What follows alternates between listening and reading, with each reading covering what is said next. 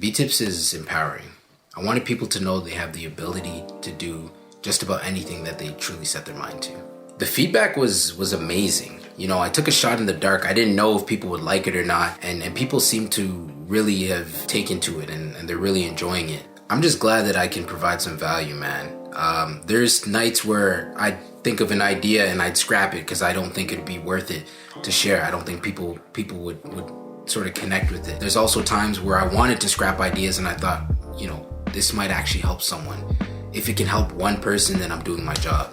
You know, when I first set out to do this, it was to make people feel like they can become a better version of themselves. Based on the feedback that I've been getting, I feel like people are really taking to this. And it's very humbling to know that I've created a bit of an audience where people are excited to hear the advice that I have to share every single week. Like, I would have never thought. And again, it's humbling. It's also motivating. Like, it makes me want to get up and create new ideas and figure out new ways to manipulate the set, or, you know, different ways of editing and different styles to bring you the best content. So with that, I thank each and every one of you for supporting the movement. We're going to keep going. We're going to keep pushing. And every single Thursday is a new V-Tips episode. You got my word on that. And with the way everything's been going on, I hope and pray for prosperity for all of us in 2021. But, you know, until then, I'll see you in 2021. I'm your host, Starter, and I'll catch you